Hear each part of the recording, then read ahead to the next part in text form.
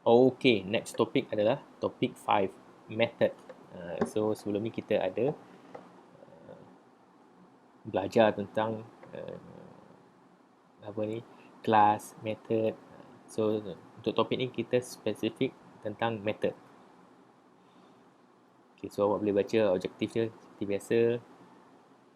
Sekejap saya keluarkan highlighter saya. So kat sini kita akan objektif untuk topik ni adalah untuk define method. Nak tahu macam mana nak define method with formal parameters. Lepas tu nak invoke method with actual parameters. Ataupun contohnya argument. So awak semua kena faham ataupun tahu tentang apa itu method, kelas, apa.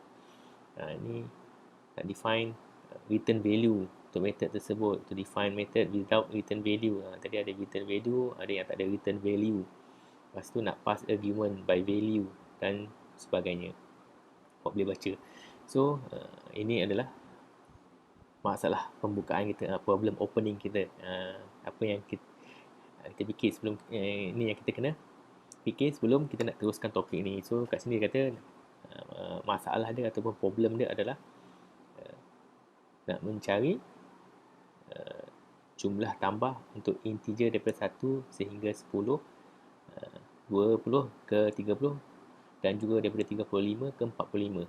So kita nak cari jumlah tambah ketiga-tiga integer, ketiga-tiga bahagian ni, daripada 1 ke 10, 20 ke 30, 35 ke 40. Macam mana kita nak buat?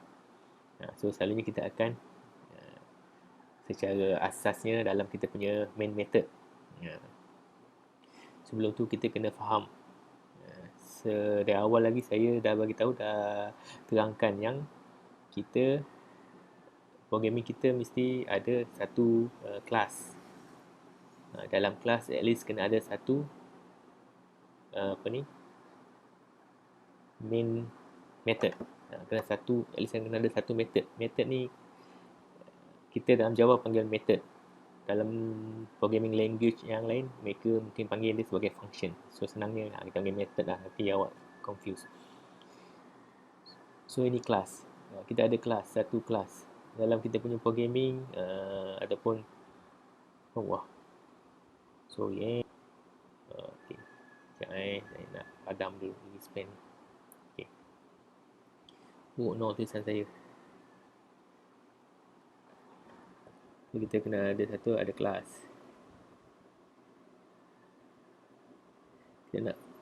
Kita program kita mesti ada satu kelas.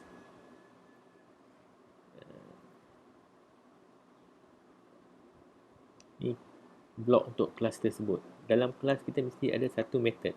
Inilah kita at least kena ada satu method. Tanpa method ni, so program kita tak function lah. Sebab semua source code dan sebagainya kena duduk dalam method. Kena ada duduk dalam method kita ni. Ni kita punya main method lah. At least kena ada satu method. So dalam kelas ni kita boleh ada banyak method, kita boleh ada banyak function yang berkaitan dengan kelas tersebut. Tu saya cakap tadi, awak kena faham. Kita dalam programming ni, dalam Java programming ni, kita nak buat program ni, kita kena ada satu kelas dan at least satu method yang duduk dalam blok kelas tersebut. Kelas tu sebagai kategori lah apa kita nak buat. Program tu kita nak buat apa, tentang apa. Tentang nak kira berat BMI, macam contoh yang lepas kita buat. Nak kira tak kisahlah nak buat apa, nak buat kalender ke, nak kira tinggi ke, nak kira luas ke, macam-macam kita boleh namakan kelas kita. So dalam kelas kita tu kita kena at least kena ada satu method yang kita panggil main, utama. Main, M-A-I-N, utama, method yang utama, function yang utama. So dalam function yang utama tu lah segala source code kita duduk dalam tu. Kat situlah statement ataupun source code kita akan diproses oleh komputer. Kat sini lah ada main method ni. Kita akan tulis statement dan berbagai-bagai lagi source code kita dalam ni. So selain daripada main method, dalam kelas ni juga boleh ada macam-macam lagi, banyak lagi method atau banyak lagi function-function yang berkaitan dengannya. Kita boleh tambah lagi function dia. Nanti awak semua akan faham kenapa kita nak kena ada banyak function, kenapa kita nak tambah banyak function, kenapa semua tak sumbat dalam satu main function je ataupun main method je. Kenapa nak asing-asingkan ke dalam function ataupun method yang berlainan. Contoh, okay, so kita kembali kepada contoh ini. So tadi kita nak buat apa? Kita nak cari hasil tambah untuk ketiga-tiga ni. So basically kita akan tulis dalam kita punya source code dalam main method kita macam ni. Kita akan initialize satu sum dengan value kosong. Lepas tu kita guna for statement. Kita masukkan condition dia. Apa ni, kita initialize I dengan 1 dengan value 1, I lesser than or equal to 10. Then action after iteration I++. So kat sini dia punya statement dia ataupun proses dia, sum value yang ada dalam sum tu ditambah dengan value yang ada dalam I. So dia akan lakukan proses ni sampailah dia meet the condition. Maknanya dia sama dengan 10 ataupun larger than 10. So dia akan stop dan dia akan continue next statement. So kat next statement dia akan beritahu untuk display sum from 1 to 10 is dia punya value ataupun hasil tambah dia macam ni. Okay, satu bahagian. Then kita initialize sum balik ataupun kita reset balik sum tu kepada kosong. Ini semua ni duduk dalam satu main method tu lah, satu source code dan satu block. So lepas kita dah guna sum ni, kita nak kira untuk yang benda yang lain pula, kita kena kosongkan baliklah sum ni. Nanti kan sebab sum ni dah ada value tadi, so nak guna balik variable sum ni, kita kena initialize dia kosong. Awak kena faham sebab dalam program ni dia akan run line by line. Dia bukan jump pergi sana pergi sini, dia akan run line by line. Ni first line dia akan run dulu, dia akan proses ni. Line kedua apa dia buat, for statement ni untuk repeat ni sampai dia meet the condition. So dia akan buatlah ni, habis line ni dia akan proses ke line.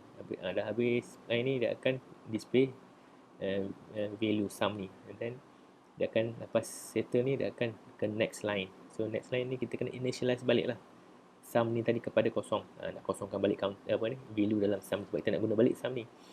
So kita pun proceed untuk next punya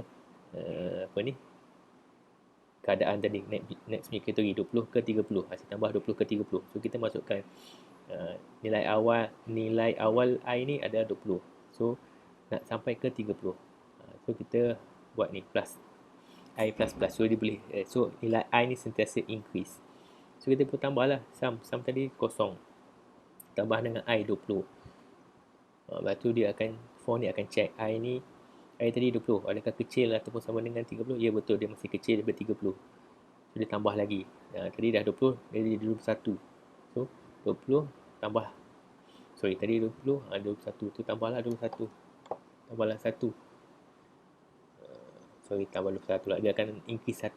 Dia akan tambah 1 tadi 20. Untuk I ni jadi 21. So tambah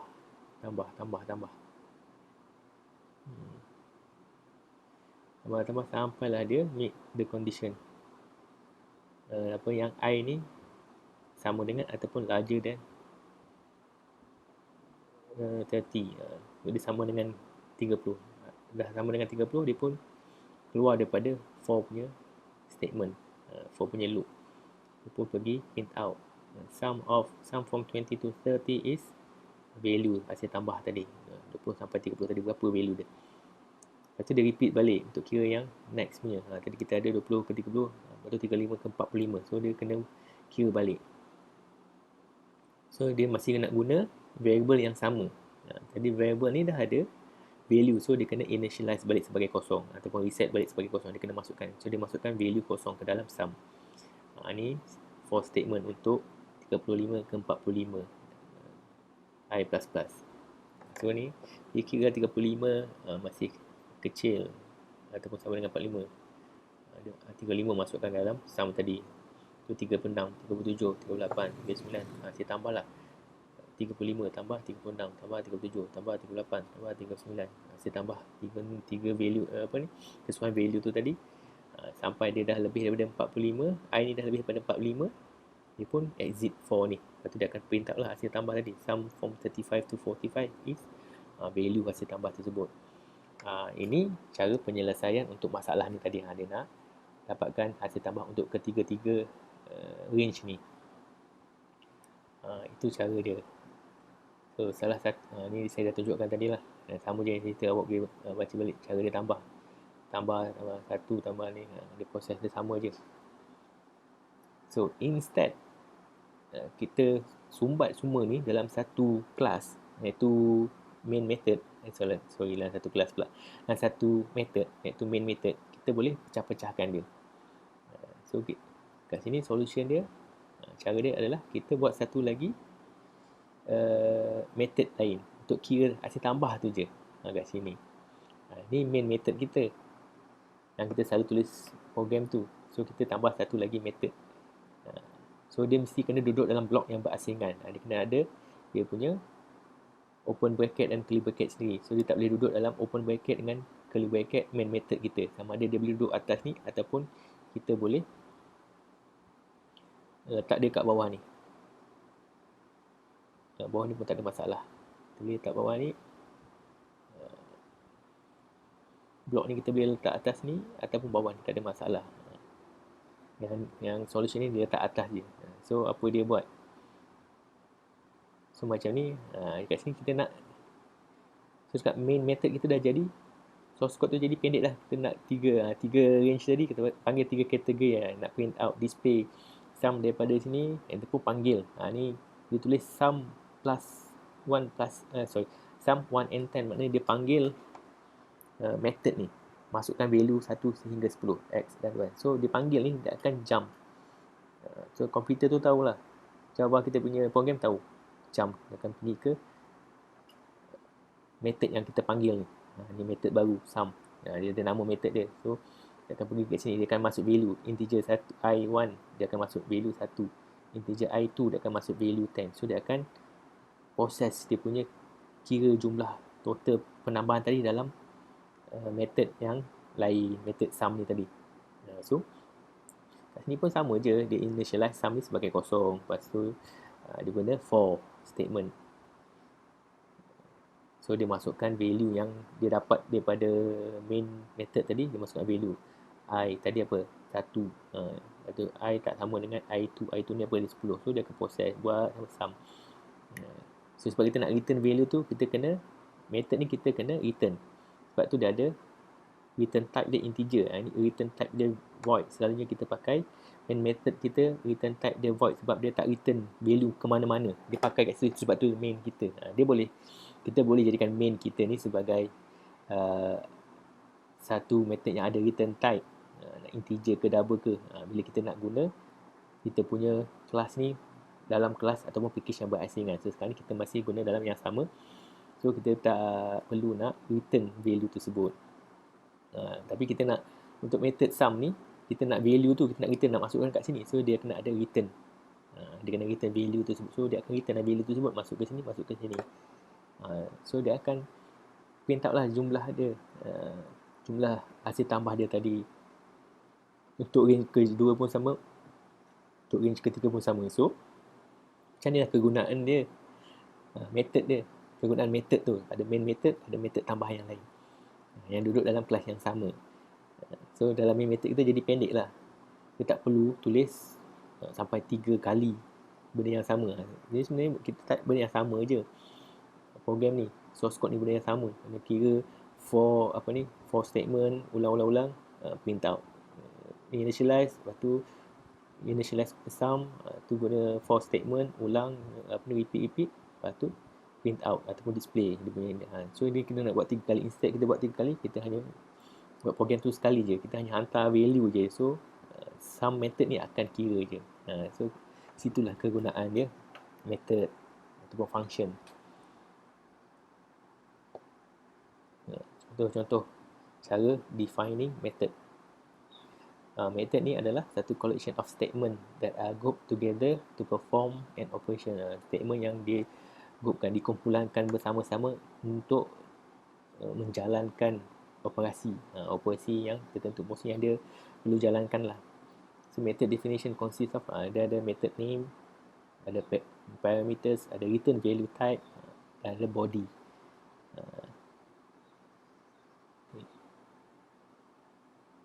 Macam ni. Ni kita definekan method. So ni kita define public static integer max, integer number 1, integer number 2. Ini kita define kita punya method. Ni method name. Ni parameter dalam method dia. Ni jangan saya tukar pen. Okey, ni method name. Ni parameters. Ini return type value. Ni body dia. Body untuk method tersebut. Macam itulah. So ini cara nak invoke. Ini cara nak invoke a method. Dia macam mana kita nak panggil method tu. Ni kita dah buat method yang berasingan daripada main method kita. Cara kita nak panggil macam ni.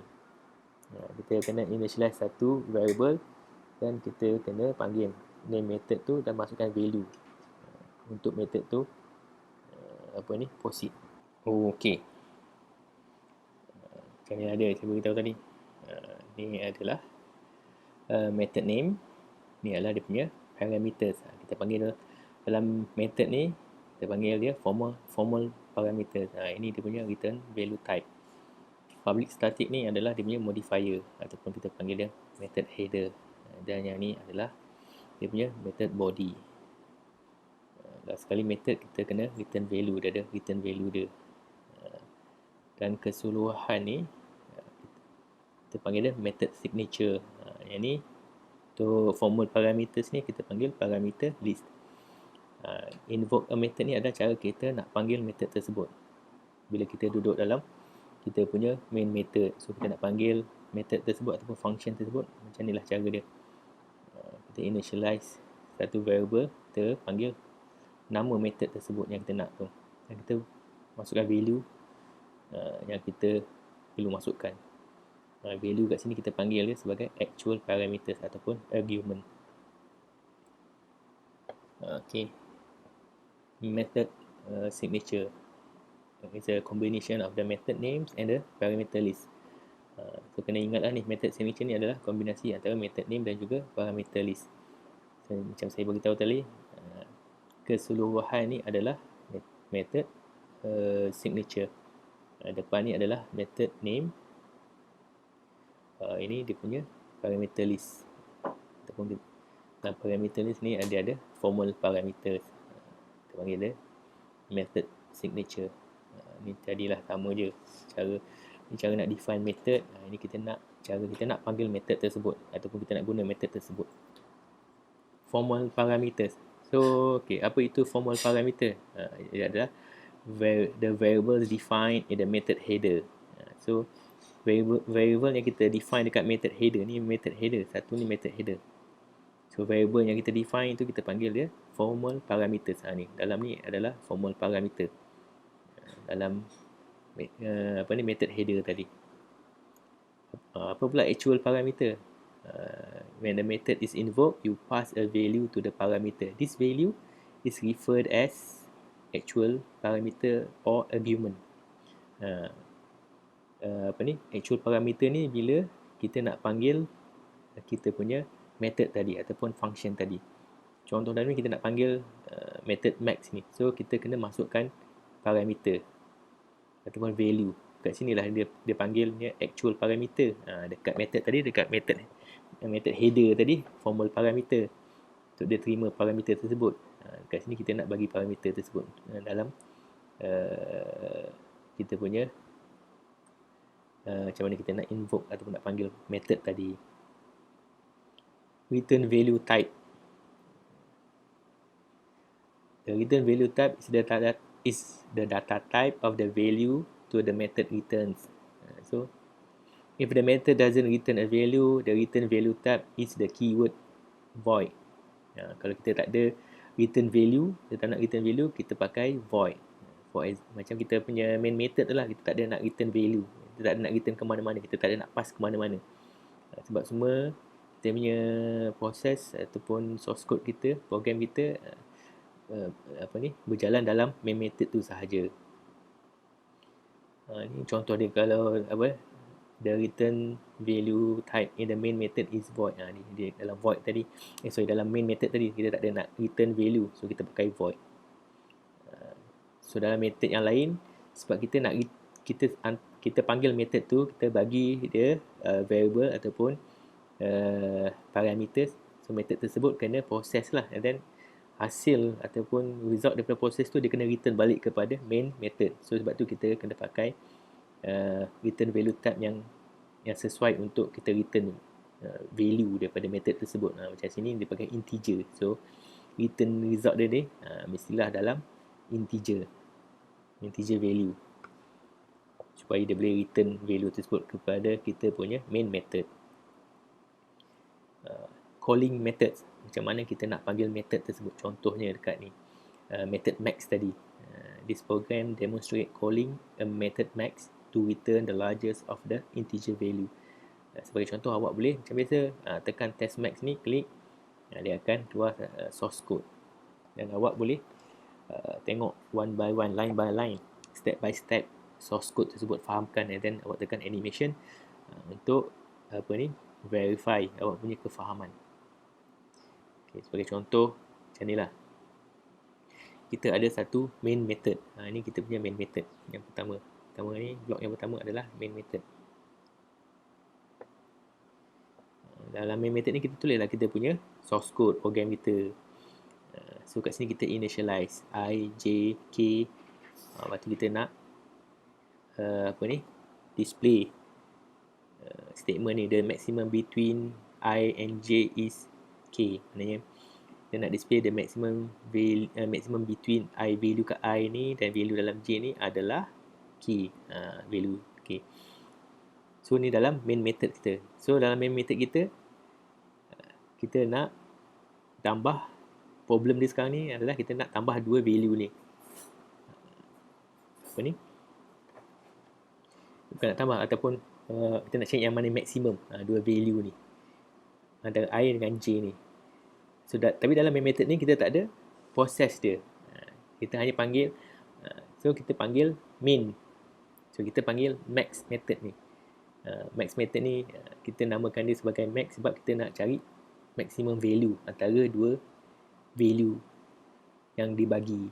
So kat sini kita calling the method. Ini kita panggil method ni. Method ni kita dah tulis dekat bawah, kat atas, di mana-mana saja dalam kelas yang sama. So kat sini dia kat sini tunjuk kat sebelah lah. So dalam program awak mungkin awak akan tulis kat belah bawah ni, max method ni. So cara nak panggil dia, akan panggil macam ni lah, max, masukkan value. Sebab kita dah sebelum tu, sebagai contoh lah, sebelum tu kita dah type siap source code untuk kira ataupun untuk verify mana satu adalah maximum value kat bawah ni. So kita dah verify parameter dia. So kat sini kita masuk dia punya actual parameter. Sini dia masuk I dan J value dia pun. Dia panggil method ni, dia pass value ni. Value I ni akan masuk dekat number 1 ni lah, integer. Dia akan pergi kat mana? Kat dia initialize, ataupun kat mana dia base kepada kedudukan dia lah. J kedudukan yang kedua, dia akan pergi ke argument yang kedua sini. Lepas tu value tersebut telah dipass kepada max method dari sini. So dalam max method ni dah panggil max method, so max method ni atau max function ni kena beroperasi lah. Dah pass value, lepas tu dia pun kena beroperasi ataupun dia kena proses. So first kali max method ni atau max function ni dia akan initialize variable nama dia result dengan data type dia integer. So then next line dia akan gunakan if statement buat comparison, adakah value di nombor 61 ni lebih besar daripada value 2. Kalau betul, dia akan bagi result number 1. Kalau else, dia akan bagi result number 2 yang lebih besar. So result ni lah tadi dia akan return balik. So result ni dia akan return, dia akan pergi ke, masuk ke dalam integer K ni. So integer K ni dia tak simpan value ni, dia cuma integer K ni akan simpan value yang di return oleh method max ni tadi ataupun function max ni tadi. Contohnya macam itulah dia secara asas dia. So nak lebih faham, awak tekan je test max ni, awak tengok dia punya source code, fahamkan, dan seperti biasa tekan animation untuk clarify kefahaman awak. Ni macam saya dah cerita tadi lah. First kali dia akan initialize dekat main method tadi, dia akan initialize I sebagai dengan nombor 5. Dan dia initialize J dengan value 2. So kat sini untuk variable K, dia akan invoke max method ataupun max function. Dia akan panggil max function ni atau max method ni dengan value, dan dengan dia pass value I dan J ni tadi. So dia akan jump lah kepada, so program tu akan automatically ataupun kita Java akan automatic jump kepada max method yang dipanggil tadi lah. Kat situ pula kena jalankan proses yang seterusnya.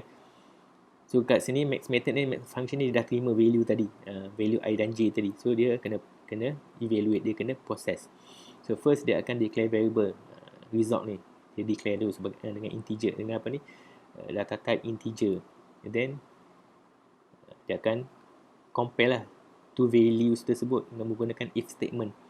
Kalau num1 tu is larger than num2, then dia akan bagi masukkan value num1 tu ke dalam result. Kalau else, dia akan masukkan num2 ke dalam result. Then result tersebut dia akan return kepada main method balik untuk dimasukkan ke dalam integer K ataupun variable K tadi. Dah habis apa ni, max punya method proses, dia pergi dekat main method, and then dia akan terus buat function yang statement yang seterusnya lah, apa yang dia perlu buat. Proses yang seterusnya adalah untuk display the maximum between I and J is K. So dia akan display the maximum between I 5 dan 2 is 5. Macam itulah jawapan dia. Caution, berhati-hati, kena berhati-hati. A return statement is required for a value returning method. The method shown below in A is logically correct, but it has a compilation error because the Java compiler thinks it possible that this method doesn't return any value. So dia kata kat sini, kena hati-hatilah. Kalau kita declare, kita punya ada return type macam ni, ada return type integer, so kita kena return value. Contoh macam ni, dia kata kat sini, dia kata kalau if n ni lower than 0, dia akan return -1. So berkemungkinan based kepada condition ni, mungkin akan ada satu sebab ataupun satu kondisi yang tak meet requirement, so dia takkan return any value. Itu yang dia beritahu tadi lah.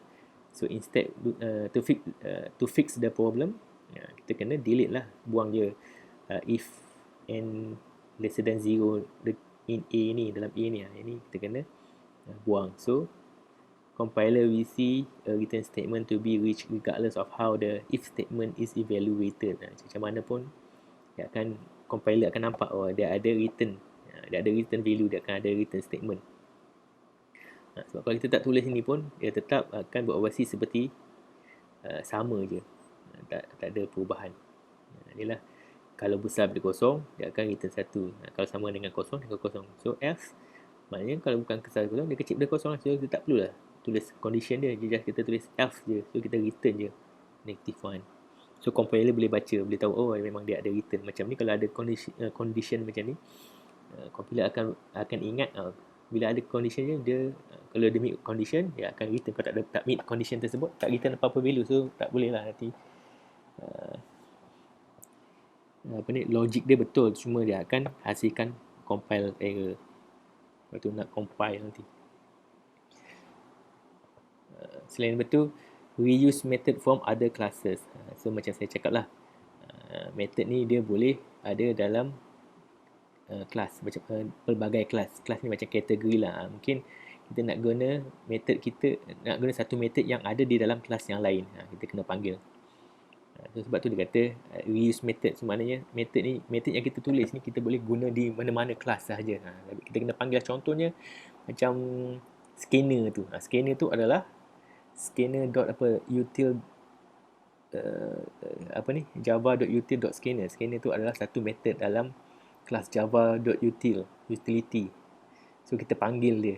Kita tak perlu tulis source code dia untuk asking user untuk masuk for input. Instead kita tulis source code tu, Java punya programmer dah buatkan untuk kita sekejap. Kita just panggil je method tersebut dalam kelas utility, Java utility tadi. So kita boleh gunakannya. Itu maksud dia reuse method. Salah satu contoh method yang ada dalam kelas yang lain. Dia bukan dalam kelas kita. Kelas kita yang kita baru tulis tu tak ada pun method tu. Kita panggil dari kelas yang lain. Sebab kita panggil daripada kelas yang lain, kita kena import kelas tersebut. Sebab tu bila kita guna scanner tu, kita kena import kelas tersebut. Contoh dia. Ni nota dia lah. Benefit method ni adalah kita boleh reuse, boleh guna je. Boleh guna banyak kali.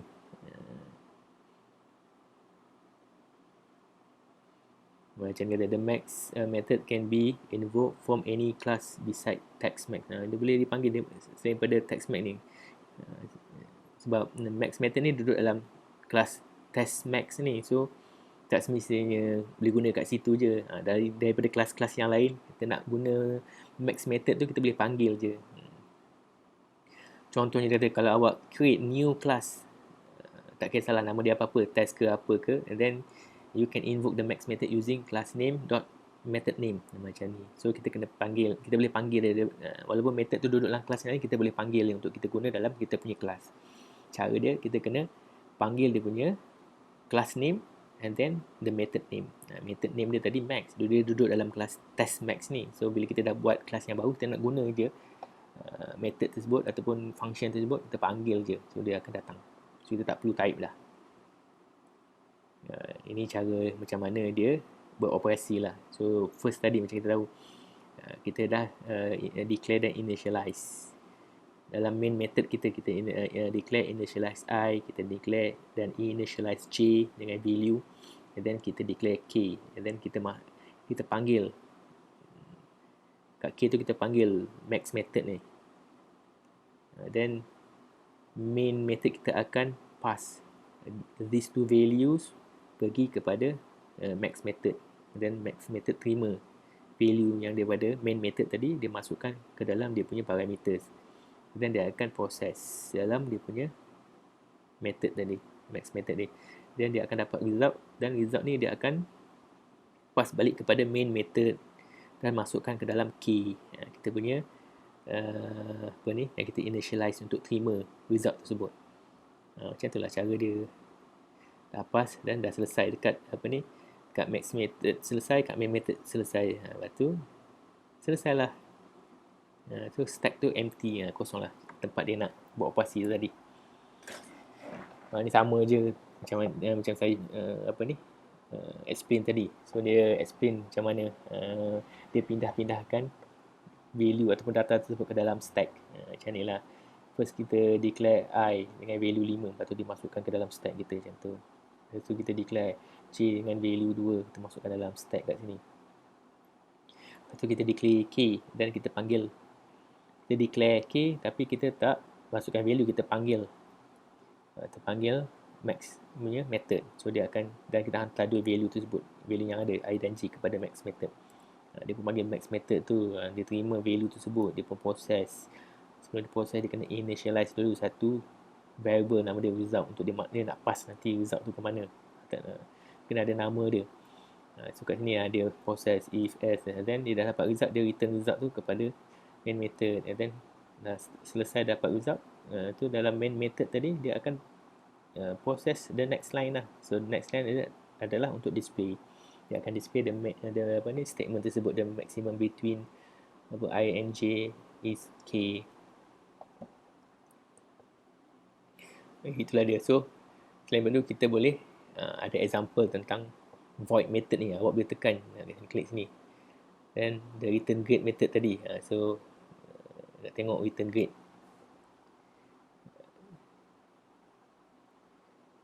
So kat sini dia beritahu apa ni type method yang tak return value pakai ni test void ni. So awak boleh check, boleh tengok nanti passing parameters, public static void. Contohnya kat sini passing parameters, macam mana dia nak pass parameter tersebut. Kat sini dia pakai void. So dalam function ni, dalam method ni dia tak return apa-apa value. So kat sini kita ada nama name method dia. nPrintLn, kita tulis method baru. Kita nak pass value apa, kita nak terima value apa, nak terima value ataupun statement apa, argument dia apa ni, dia punya formal parameter tadi apa. Satu dia nak terima message string dalam bentuk string, satu lagi kita nak terima parameter dalam bentuk integer. Kita namakan, kita bagi variable dia n. Apa yang kita nak proses, kita nak for integer I equal 0, I less than n, I plus plus, kita nak print out message yang dia pass tadi. Ini dia punya apa ni, function ataupun method untuk nPrintLn ni. Ni kita boleh kita tulis berasingan. So kat sini apa dia bagi tahu, kalau kita panggil method tersebut, kita pass parameter ni, apa output dia. Nanti awak boleh type ni dalam awak punya NetBeans, dan awak tengok apa output dia. Yang kedua, kalau kita panggil method tersebut dan kita pass value ni, computer science 15, apa output dia. Dan last sekali, kalau kita panggil method ni dengan bagi parameter ni, apa yang value dia akan hasilkan. So awak boleh tulis dalam awak punya, awak kena buatlah sendiri dalam awak punya NetBeans, tengok apa value yang dia pass. So awak kena, sekarang dah minggu ke-3 ke-4, awak kena at least awak dah boleh tulis program, simple program. Ni simple program je ni, tak ada, bukan complicated pun. Just tambah aja satu lagi method bawah awak punya main method. Awak tambah aja ni method ni bawah awak punya main method. Tapi awak kena fikirlah macam mana awak nak pass value ni pergi ni, line ni, value ni pergi ke main method, pergi ke awak punya println method ni. Pass by value ni, pass by value. This program demonstrate passing values to the method. Ni nak tunjuk contoh macam mana dia pass value kepada method.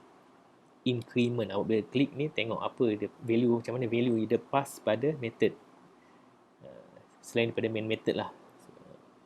Macam mana dia pass value tersebut, and then dia receive balik value tersebut. Ataupun di testing pass by value. This program demonstrate passing values to the method. Sama je ni. Increment, ni apa, test pass by value. Kita tengok lah sekejap, kita tengok apa value ni buat. Klik increment ni. So kat sini dia kata dia declare class increment. Sini adalah main method kita, void. Macam biasa kita akan ada satu main method, main function. So dalam ni lah kita tulis kita punya source code. Dan kita buat satu lagi method lain. Dekat sini kita panggil increment method. Dia kata apa tadi? Ini nak pass value kepada method lain. So kat sini kita tahulah, bila dia tulis sini method ni void increment ni, maknanya bila value tu dia terima, dia tak akan pass value ni keluar daripada dia punya method lah. So dia akan selesai kat sini, dia akan habis kat sini. Contoh dia tak akan pass value, dia akan habiskanlah, selesaikanlah kerja kat sini, dan dia tak pass apa-apa value bila kita pakai void ni. So kat sini dia apa, dia akan initialize variable x dengan 1. Firstly dia akan initialize dulu x, masukkan value 1, dan dia akan display before the call x is apa, x is 1, x is 1 dalam ni. And then dia akan ni cara dia kat sini, dia nak panggil ataupun invoke method increment ni. Dia panggil method increment ni dengan value x ni. Value x ni tadi dia akan pass actual value ni kepada increment punya method. So bila dia panggil, dia pass value, Java akan pergi cari. So dia akan jumpa increment value dengan satu parameter yang sama. Lepas value, dia terima value kat sini. Dia pun initialize value tersebut. Initialize value tersebut dengan variable n. Masukkan value tadi x sama dengan 1. So masukkan 1. Itu dia proses. Dia kata n plus plus. Dia increase je n tu. Tadi 1 jadi 2. So kat sini dia display. And inside the method is apa? 2. Dah habis selesai. Dia pun kat situ dia tak akan return value. Dia tak return, dia just buat apa yang ada dalam dia punya body je. Lepas habis ni, lepas habis dia statement ni, dia akan pergi ke bawah ni. Dia jumpa curly bracket untuk dia punya body, dia akan keluar daripada curly bracket ni. Dia akan pergi balik ke main body. Dia akan pergi ke sini lah. Dah lepas kena panggil ni, dia akan pergi ke line seterusnya. So line seterusnya adalah untuk display pula. After the call, X is X. After the call, X is apa? Sekarang ni X ni apa? Dia tak, nilai ni tak ada berkaitan. So kat sini, sebab dia tak return value, X ni tetap masih 1. Contoh. Tengok. So kat sini macam biasalah, the program start the execution from the main method. Kat sini dia akan start. So first kali dia akan initialize dengan value 1. And then dia akan display. Before the call, X is 1. And then dia akan panggil increment X ni. What will be X after invoking increment? What will be X will be 2. Lepas invoke dia akan jadi 2. Wrong. Salah. Lepas dia panggil dia masih 1 lagi. Sebab dia baru panggil je masuk nilai kat sini. Dia belum buat apa-apa proses. Dia panggil dia punya method ni. Then dia pun barulah dah sampai dekat method increment ni, barulah dia increase value yang dia terima tadi. N++ ni function atau proses untuk increase increment.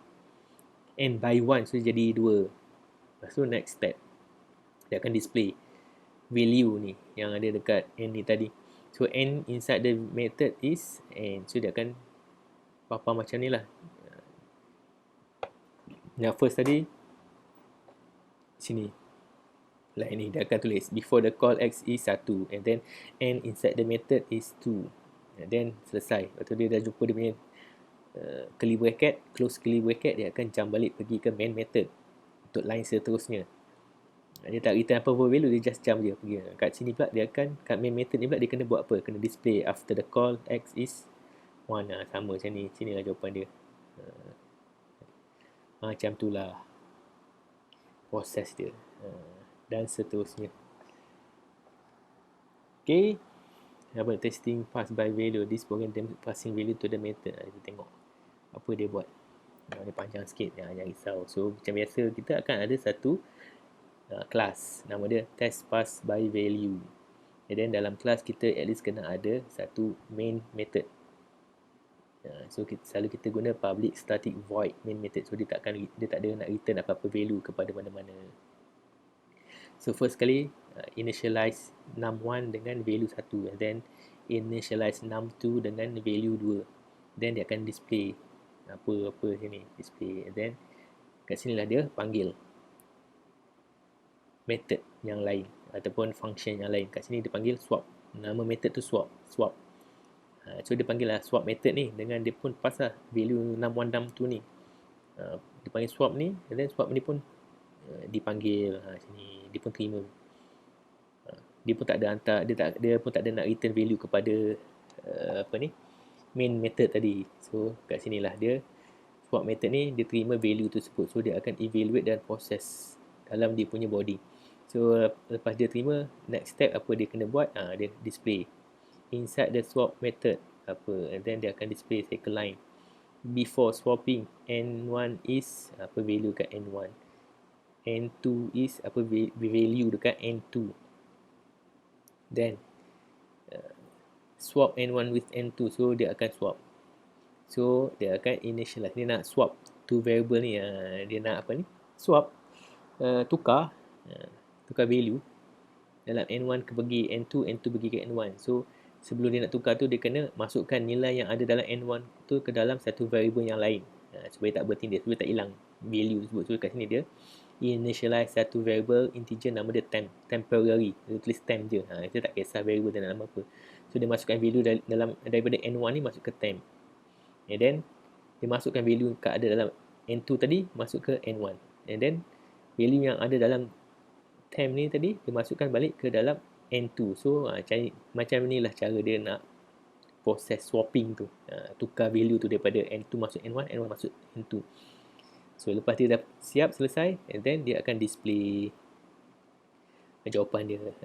Display lah apa, tak kisahlah apa yang dia nak tulis. Kat sini tulis after swapping n1 is value dalam n1 tadi yang baru, and n2 is n2 value dalam n2 tadi yang baru. So dia lepas selesai, dia jumpa curly bracket dia close, dia pun keluar daripada dia punya method punya body. Dia pergi balik ke main body. Tadi dia waktu dia panggil kat sini, so dia akan pergi ke next line. Next line dekat sini, so dia akan display main body pula akan, ataupun main method pula akan display after invoking the swap method. Num1 is num1 value ada dalam num1 tadi lah, and num2 is num2. Macam tu lah proses dia. Contoh kita tengok animation tu, tadi cara kita nak faham line by line, step by step. So untuk kita verify, sahkan kefahaman kita klik animation. So tadi dia kata setiap program kita akan start pada main method. Kat sini dia initialize value num1 equal 1, and then num2 equal 2. So kat sini pula dia akan display. Kita tengok contoh sini, display dekat kita punya output console. Before invoking the swap method, num1 is 1 and num2 is 2. Then kita panggil swap method ni. What will nama invoking enter the two numbers separated by a space. You are correct. Num1 and num2 are not changed. Let us continue to see how it works. So dia tak berubah pun. Value kat sini untuk kita hantar kepada swap method. So kat sini tadi dia dah panggil swap method ni, dia akan pergi ke swap method. So dia akan pindahkan value tersebut, num1 ke n1, num2 ke n2. Then dia akan go to the next line. So next line ni dia buat apa? Dia just nak display. Tadi line 8 tadi dah display before invoking. Kalau kat sini dia pun display lagi inside the swap. Panjang ni, sorry tak nampak. Kat ni dia tulis inside the swap method before swapping. Before swapping n1 is 1. Sebelum kita swap n1 tu n value dia 1, n2 tu value dia 2. Tu je. Dan dia pun akan proses swapping kat sini. Dia masukkan nilai value 1 ke dalam temp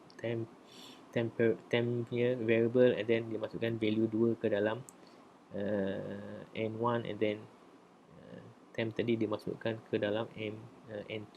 So kat sini dia dah selesai swap, and then dia akan display after swapping n1 is 2 and n2 is 1. Okay, selesai. Dah habis selesai, dia jumpa curly bracket dia pun keluar daripada dia punya main method punya body, and then dia akan return kepada main method. So main method lah tadi swap method. Swap method tadi dia dah keluar, dia pergi ke main method. Kat main method tadi dia akan terus ke next line lah. So next line dia adalah untuk display system out system out ni, print ln ni. So apa yang dia display adalah after invoking the swap method, num1 is value dekat num1 tadi masih sama lagi, and num2 value dekat num2 masih sama lagi. Cuma dalam swap punya method saja value tu berubah, dia tukar. Selesai. Macam tu cara dia selesai bab ni. Okay, next. Ni sama macam tadi lah, macam mana cara dia pass value menggunakan stack class ni. Macam mana kita nak faham macam mana dia pergi, dia hantar dulu, dan dia return balik value. Kalau tak, dia yang untuk contoh tadi dia tak ada return value, dia just dapat value, dia evaluate, and then dia display result tersebut, and then selesai, dia akan teruskan the next line dalam main method. Okay, next punya modularizing code. Modularize method can be used to reduce redundant coding and enable code reuse. So kita takut kita nak buat nak kira benda yang sama, so nanti takut kita akan ada redundant coding. So instead of kita nak tulis banyak kali, kita guna method je. So kita just pass value, and then method tersebut akan return balik value, pass value, return value. Itu maksud dia, supaya kita nak elakkan ada redundant coding, dan juga untuk enable code reuse. Tak perlu tulis banyak kod yang sama. Method juga boleh digunakan untuk modularize code dan improve the quality of the program. Ni contoh dia lah buat. Boleh klik sini tengok, fahamkan dulu dia punya source code dia step by step, and then untuk verify kefahaman awak, macam biasa awak klik animation. Ni case study awak baca, nak convert hexadecimal tu decimal macam mana. Ni cara-cara dia. Macam mana dia nak convert ABCD ni ke dalam bentuk decimal number. Awak boleh klik sini, tengok. Overloading method. Ni adalah untuk overloading the max method, public state double. Overloading the max method, dia akan overload. Kita tengok apa maksud dia overload kat sini. Public state double max, double num1, double num2, return num1, return num2. Okay. Test method overloading. So kat sini apa dia tulis? Macam biasa kita akan ada kelas. Kelas kita kat sini nama dia test method overloading. So and then bawah kelas tu, dalam kelas tu kita kena ada satu main method. Kat sini dia invoke the max method with integer parameter. So dia nak panggil integer parameter. Dia nak panggil max method ni dengan hantar integer parameter. So kat sini apa? System out display display the maximum of 3 and 4 is. So dia nak display antara two values ni yang mana maximum. So dia panggil max method, dia hantar integer value. So dia panggil max method pun dipanggil. Dia pun terima value tersebut. Lepas tu dia terima apa ni, 3 dan 4. 3 dan 4 dia akan compare mana satu lebih besar. Kalau 3 tu lebih besar, dia akan return value 3. Ini return value. Kalau 4 tu lebih besar, dia akan return 4 lah. So kat sini dia buat comparison, dia dapati maksimum dia adalah 4. Dia pun return value tersebut. Value tersebut akan pergi kat sini, akan dipaparkan ke sini. Selesai satu. And then selesai return ni, dia akan pergi ke next line. Next line ni kena buat apa? Dia kena panggil sekali lagi. So kat sini dia masuk value double. Tadi integer, ni double. Ada perpuluhan macam ni. So dia panggil. Bila dia panggil double, dia akan pergi ke double lah. So dia akan cari lah maximum double. Dia jumpa benda yang sama je, cuma value data type saja yang berbeza. Tadi integer, ni double. Dia akan compare which one yang maximum. So dia akan return value tersebut, then dia akan paparkan. And then selesai tu, dia akan pergi ke next line dalam main method ni. Main method ni, next line dia adalah dia hantar lagi ada 3 double punya parameters. 3.4 3.0, 5.4, 10.14. So dia tetap panggil maximum. Dia punya method ni nama dia sama je, maximum. Cuma parameter, formal parameter je. Parameter list dia sahaja yang berbeza dia punya jenis. Yang first integer, second double, yang third ada 3 parameters double. Macam tu maksud dia. Nanti awak boleh tengok animation dia. Kat sini lah dia jadi overloading. Dia jadi overload lah. Terlalu banyak sangat, dia tak tahu mana sangat. Dia akan jadi pening. Okay. Dia buat contoh ni. So dia beritahu sometimes there may be 2 or more possible matches for an invocation of a method. Macam kita tunjuk tadi lah, method tu nama dia sama, ada 3 max method, cuma yang berbeza dia adalah jenis parameter list dia, jenis parameter dia. First tadi integer, second double, yang ketiga ada 3 parameter double. So bila dia ada 2 atau lebih daripada 1, ada more than 2 or more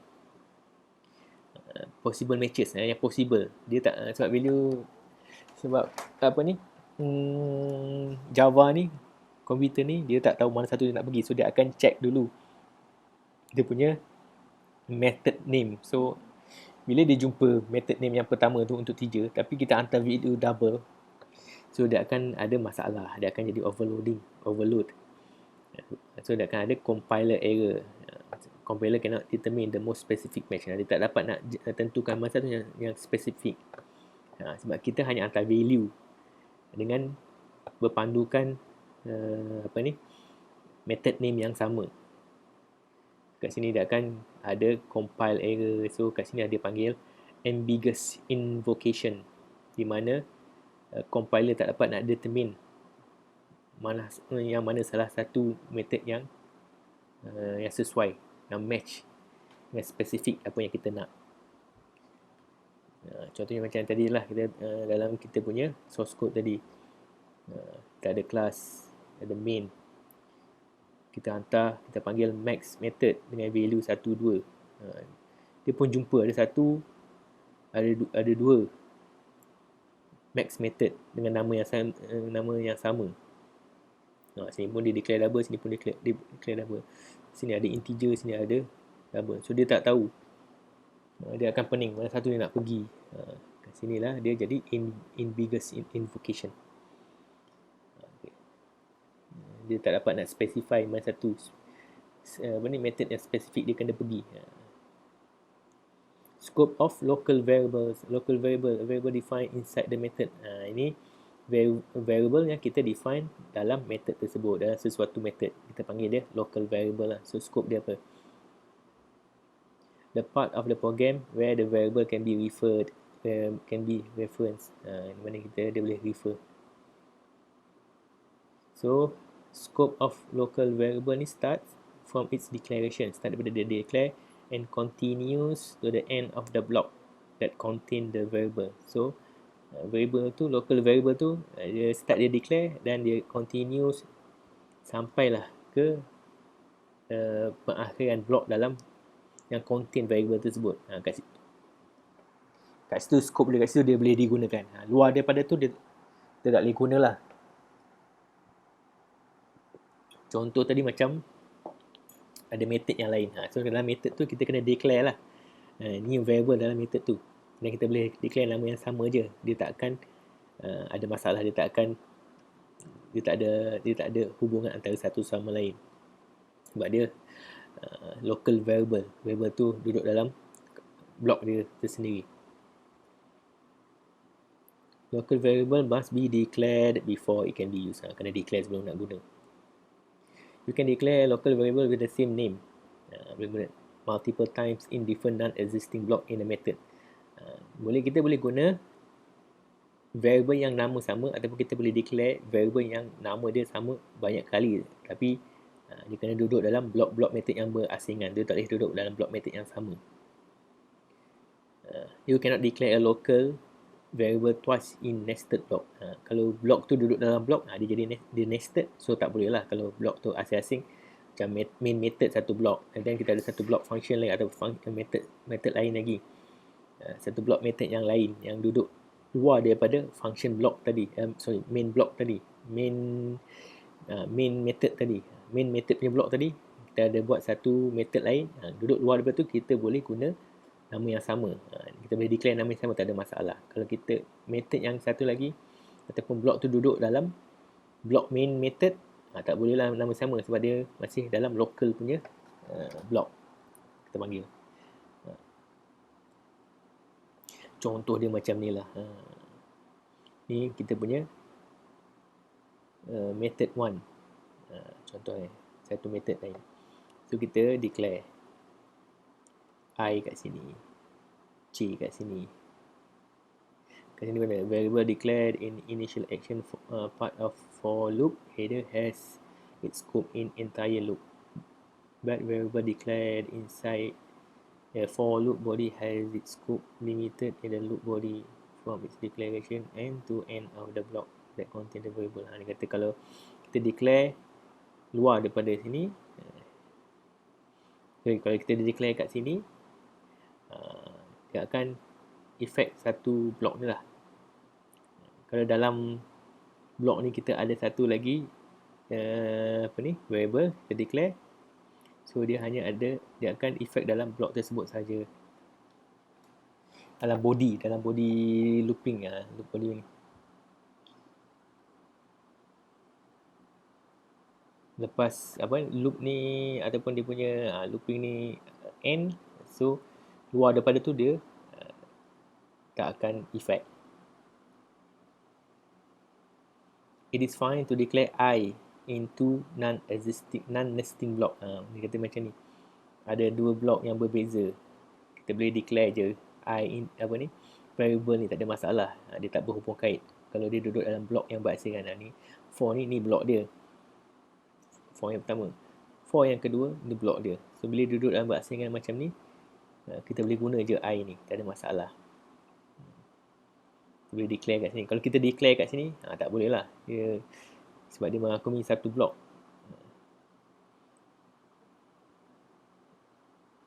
Yang ni pula.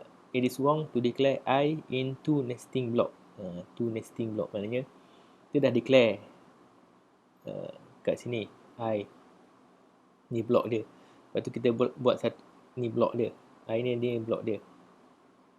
Base pada blok ni lah I ni. Ni blok ni, method ni. Then kita nak declare pula satu lagi I kat dalam ni, kat for ni. Tak boleh lah. Sebab for ni dia nesting, dia duduk dalam blok yang ini. So, macam ni dia asing-asing. For ni sini, for sini. Dia guna I kat sini, dia guna I kat sini. Dalam blok ni dia tak ada I, dia tak declare lagi I. Kalau dia guna X, tak boleh lah. Sini tak boleh guna X, sini tak boleh guna X lah. Sebab X ni telah dia declare untuk method punya function ni, blok ni. Macam ni dia dah declare kat luar, kat dalam method ni. So nested punya blok tak boleh guna variable yang sama, variable I, nama yang sama.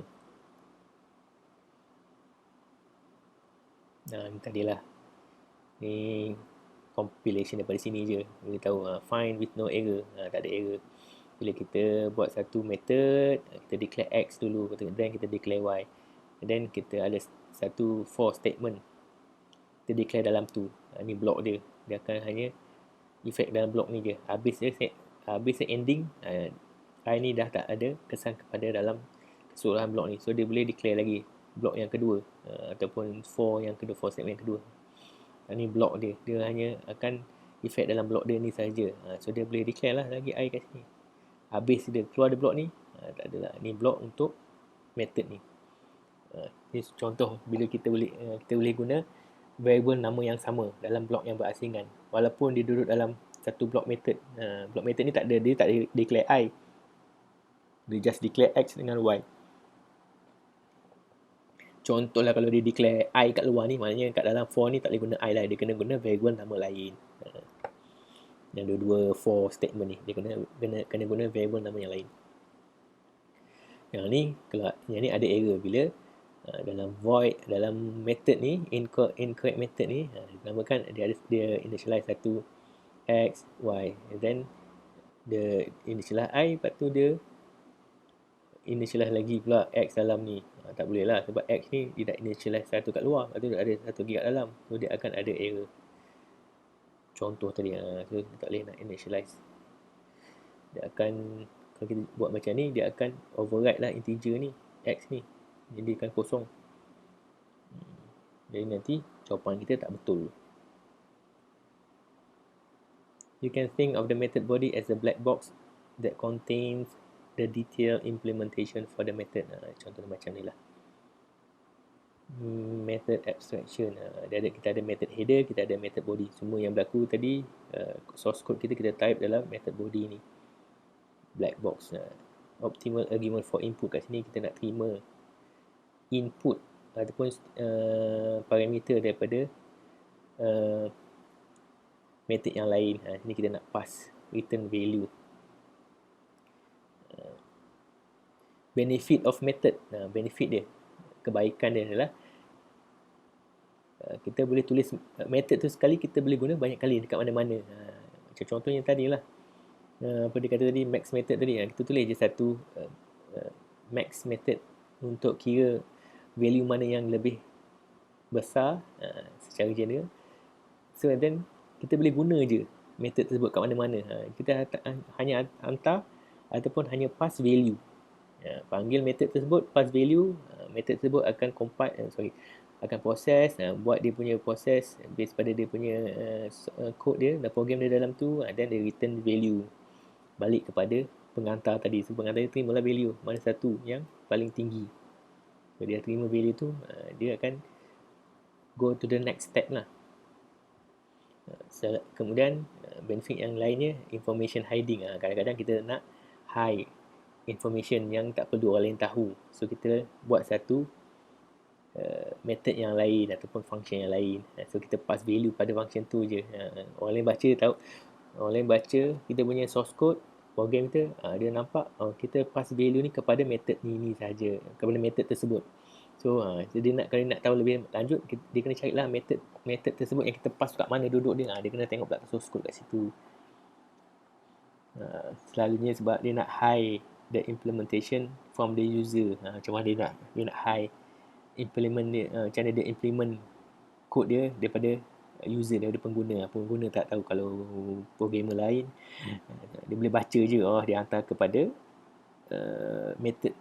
method yang ini. So dia boleh carilah nama method ni, tengok dalam method tersebut, dalam block method tersebut, dalam body method tersebut, apa dia punya program dia, apa dia punya source code dia tahu. Yang lainnya adalah untuk mengurangkan complexity. Ni nak kurangkan complexity dalam main method tadi, dalam main function. So tak adalah kompleks sangat, nampak macam simple sebenarnya. Tapi sebenarnya dia dah panggil apa ni, method-method yang lain untuk tolong untuk proses max ke, nak kira itu ke, nak kira max ke, nak kira apa tadi, macam-macam lagi. Okay, next, case study generating random number. Ini nak generate random number. Computer program process numerical data and characters. You have seen many examples that involve numerical number. Okay, numerical data. It is also important to understand characters and how to process them. As introduced in the last section, each character has a unique Unicode between 0 and FFF. Ini adalah hexadecimal number.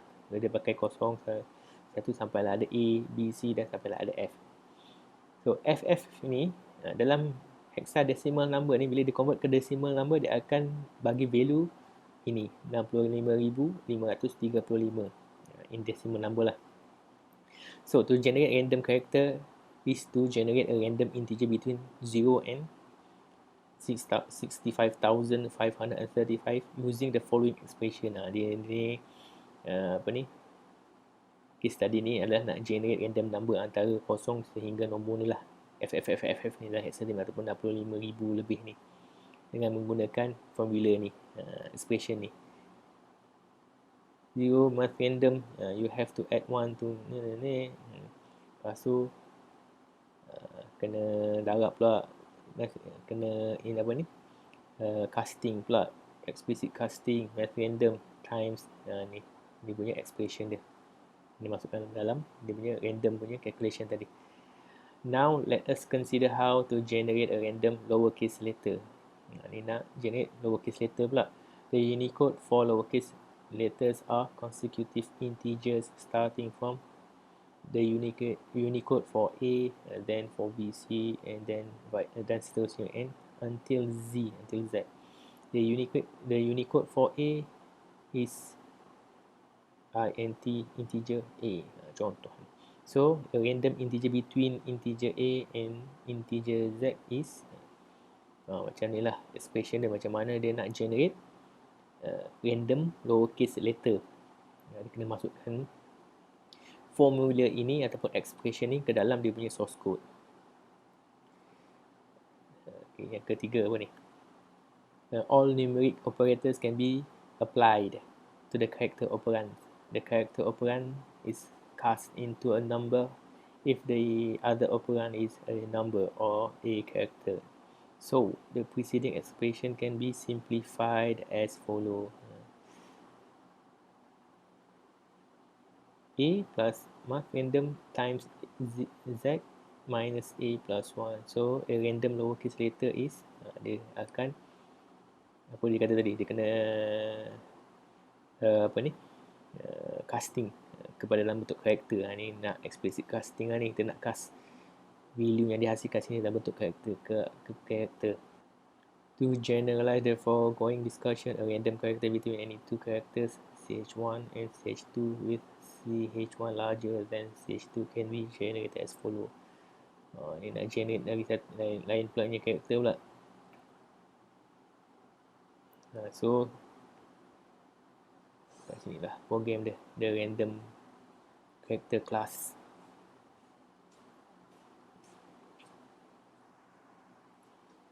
Okay, so kat sini kita boleh baca random atau Java generate random characters. Ni kelas ni adalah untuk generate random character.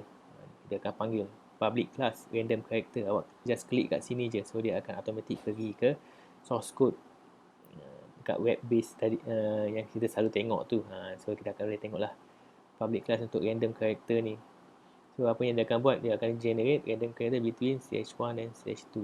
So kat sini dalam dia punya method dia ada public static character char get random characters. Dia masuk dia punya parameters dia, character ch1 char ch2. So dia akan return value. Yang kedua pun dia generate random lowercase letter. Ni macam mana dia nak generate random lowercase letter dalam random character tadi, tapi dia ada next punya method. Kat sini nama dia get random lowercase letter punya method lah, dengan data type dia character. So kat sini dia akan return get random character ni tadi lah. Lepas tu sini yang seterusnya generate a random uppercase letter. Ni nak uppercase tadi lowercase. So ni macam mana dia nak generate uppercase letter secara random. Awak boleh klik dua link ni, boleh fahamkan dia punya source code dia step by step, and then awak boleh klik animation untuk pastikan kefahaman awak tu. Sama juga ni apa untuk generate random digit character. Ni nak generate random digit dia. Ni pula apa, nak generate a random character. Ni nak generate random character, macam-macam boleh generate randomly. Ini adalah stepwise refinement optional. So the concept of the method abstraction can be applied to the process of developing program.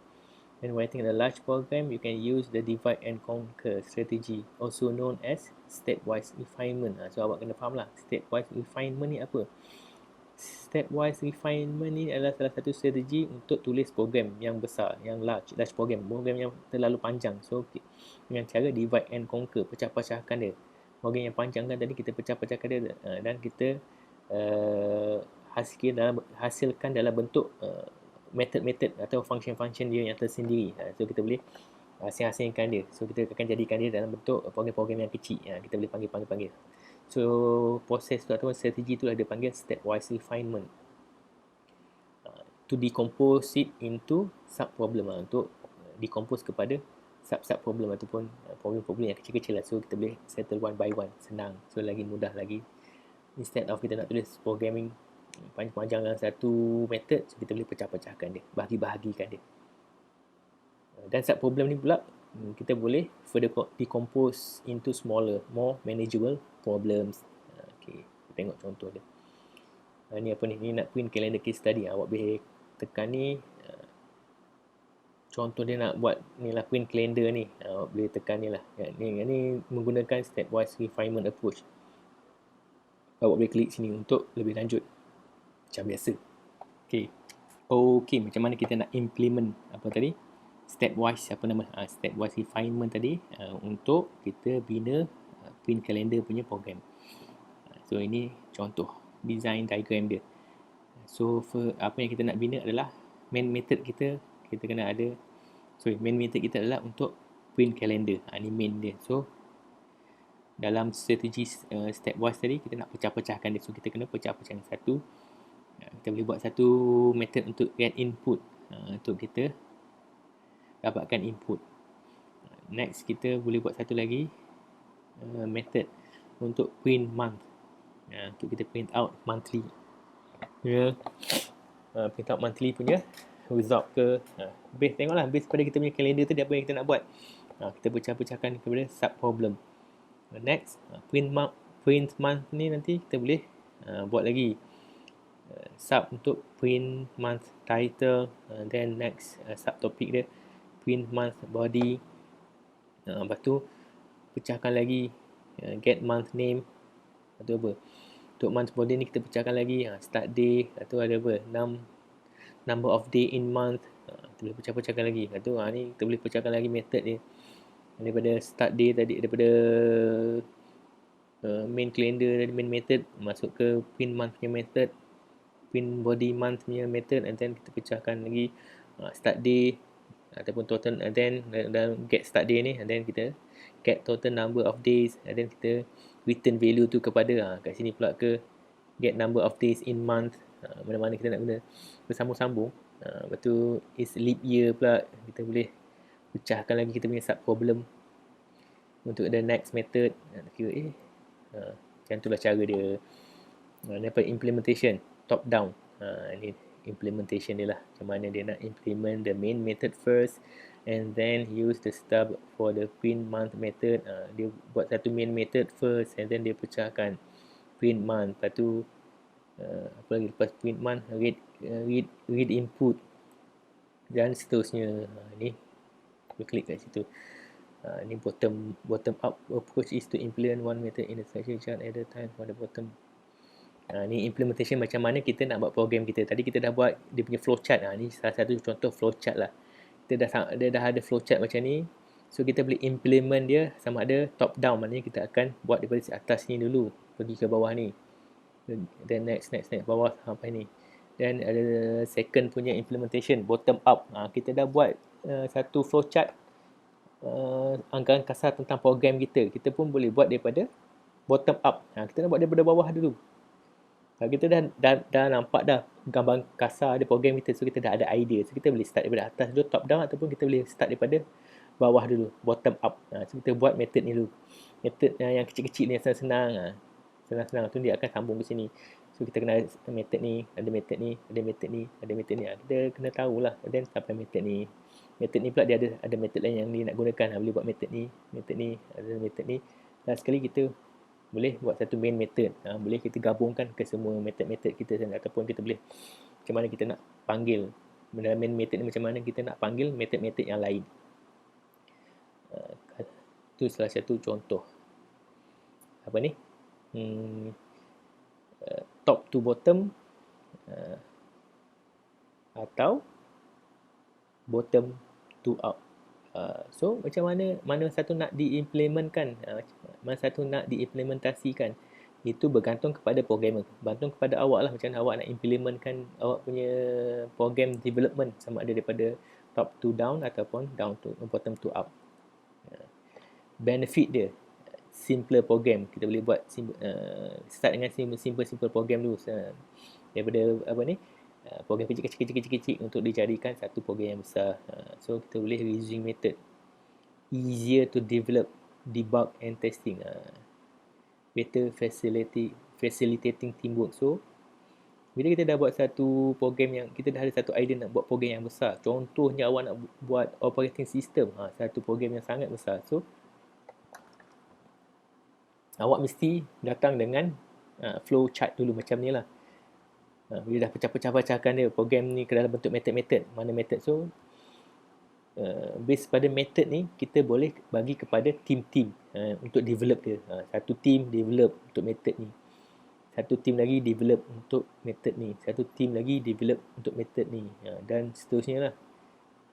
So sebab kat sini apa ni, interaksi communication antara dua method ni hanyalah value. So as long as value yang dihantar ataupun name method ataupun name method dan parameter yang dihantar dan diterima itu sama, so tak ada masalah siapa yang buat. Janji waktu hantar dan terima tu jenis yang sama, data type yang sama, so masing-masing boleh buat. Ini boleh buat je. Contohnya dia boleh satu team boleh buat je print month ni, apa yang data yang dia nak, dia just panggil je method. Sebab method name tu kita dah tentukan siap-siap. Dia panggil je method name ni, dia hantar value ataupun parameter yang diperlukan. So orang yang team yang buat print month body ni, dia dah tahu dia punya method ni nama ni, dia akan dapat value ni. So dia kena come up dengan idea lah, dengan value yang dia dapat tu, macam mana dia nak hasilkan satu result yang dia boleh pass kepada print month. Dia nak kena panggil method lain lagi. Contohnya dalam programming dia kena panggil method lain. So dia tahulah dia kena panggil method get start day dengan get number of days in month. So dia just panggil je, tulis je dalam dia punya program, panggil method ni. So orang yang dalam team ni akan buat lah dia punya program dan seterusnya. Dia siap, dia akan combine lah semua sekali, jadi dah satu programming. Contohnya operating system. Jadilah satu programming bernama operating system. Macam itulah cara dia orang buat programming, bukan seorang-seorang kerja setakat nak buat program sikit, simple program bolehlah seorang-seorang. Kalau dah nak buat satu operating system yang besar, programming yang besar, kena kumpulan, teamwork. Okey, kita pun dah sampai ke penghujung rancangan. So ini adalah buku yang saya gunakan. Awak boleh beli ataupun pinjam daripada library buku ni untuk awak jadikan awak punya rujukan. The end. Sebarang persoalan boleh ditanya kemudian di Telegram.